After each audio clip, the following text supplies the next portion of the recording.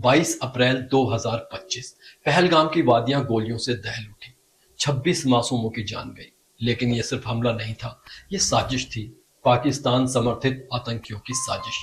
भारत को हिंदू मुसलमान के नाम पर तोड़ने की साजिश। हमले का यह तरीका जम्मू और कश्मीर और शेष राष्ट्र दोनों में सांप्रदायिक दंगे भड़काने के उद्देश्य से भी प्रेरित। लेकिन भारतीय सेना ने 7 मई 2025 को ऑपरेशन सिंदूर के जरिए आतंकवादियों को करारा जवाब दिया। 7 मई 2025 वो तारीख जब भारतीय सेना ने ऑपरेशन सिंदूर के तहत आतंकवादियों को सबक सिखाया। इस ऑपरेशन की सबसे खूबसूरत बात थी 2 महिला अधिकारियों की महत्वपूर्ण भूमिका। कर्नल सोफिया कुरैशी, एक मुस्लिम, और विंग कमांडर व्योमिका सिंह, एक हिंदू। 2 धर्म, लेकिन मकसद सिर्फ एक, भारत की रक्षा। इन्होंने न सिर्फ पाकिस्तान में छुपे आतंकवादियों को नेस्तो नाबूद किया, बल्कि उन लोगों को भी करारा तमाचा मारा जो देश में धर्म के नाम पर जहर घोलते हैं। दरअसल आतंकियों के इस हमले के पीछे सिर्फ गोलियां ही नहीं थी, बल्कि एक गहरी साजिश थी, देश के भीतर सांप्रदायिक तनाव फैलाने की। आतंकवादियों का मकसद सिर्फ पहलगाम में हमला करना नहीं था, बल्कि पूरे भारत में हिंदू मुस्लिम दंगे भड़काना था, ताकि हम आपस में उलझ जाएं और दुश्मन अपनी चाल में कामयाब हो जाए। आतंकवादियों का मकसद सिर्फ उन 26 लोगों को मारना नहीं था। उनका असली मकसद देश के करोड़ों लोगों में आतंक फैलाना था।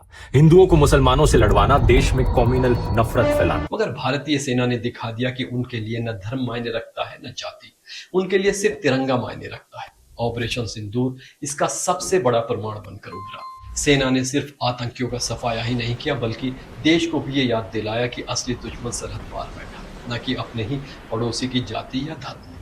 गौर करने वाली बात यह है कि इस ऑपरेशन में एक भी निर्दोष नागरिक नहीं मरा, एक भी पाकिस्तानी सेना की पोस्ट नहीं छुई गई, क्योंकि भारत जवाब देता है, लेकिन जिम्मेदारी से। यही फर्क है हम में और उनमें।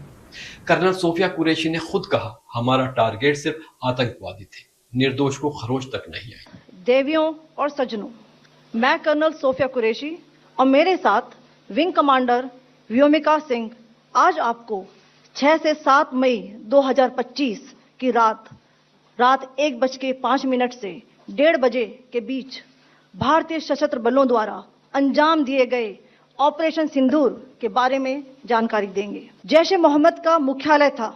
यहाँ पर रिक्रूटमेंट, ट्रेनिंग व इंडॉक्ट्रिनेशन का केंद्र भी था। शीर्ष आतंकी अक्सर यहाँ आते थे। मैं आप सबको बताना चाहती हूँ कि किसी भी सैन्य ठिकाने का निशाना नहीं बनाया गया और अभी तक किसी तरह की नागरिक क्षति की रिपोर्ट नहीं है। और विंग कमांडर व्योमिका सिंह ने पूरे आत्मविश्वास से बताया कि भारतीय वायुसेना हर पल देश की हिफाजत के लिए तैयार है। India has demonstrated considerable restraint in its response. However, it must be said that the Indian Armed Forces are fully prepared to respond to Pakistani misadventures, if any, that will escalate the situation. एक मुस्लिम और एक हिंदू महिला का ये संयुक्त वार उन सब के लिए करारा तमाचा है जो देश को बांटने की फिराक में रहते हैं। पूरा देश इस ऑपरेशन पर गर्व कर रहा है, क्योंकि भारतीय सेना लड़ती है वोट के लिए नहीं, बल्कि देश की अखंडता के लिए। कर्नल सोफिया और विंग कमांडर व्योमिका की यह साझी जीत उस मानसिकता पर भी तमाचा है जो सोशल मीडिया और राजनीति में दिन रात देश को धर्म के आधार पर बांटने में लगी है। सेना ने एक बार फिर बता दिया कि उनका काम वोट बैंक की राजनीति में शामिल होना नहीं है, बल्कि देश की रक्षा करना है। ऑपरेशन सिंदूर सिर्फ एक मिशन नहीं था, ये उस मानसिकता पर भी तमाचा है जो मीडिया, सोशल मीडिया और राजनीति में दिन रात देश को धर्म के आधार पर बांटने में लगी है। यह था एक संदेश कि हिंदू मुस्लिम एकता ही भारत की सबसे बड़ी ताकत है। सेना ने कर्नल सोफिया और विंग कमांडर व्योमिका के साथ मिलकर न सिर्फ आतंकियों को सजा दी, बल्कि पूरे देश को यह याद दिलाया कि जब बात देश की आती है तो हम सब सिर्फ और सिर्फ भारतीय हैं।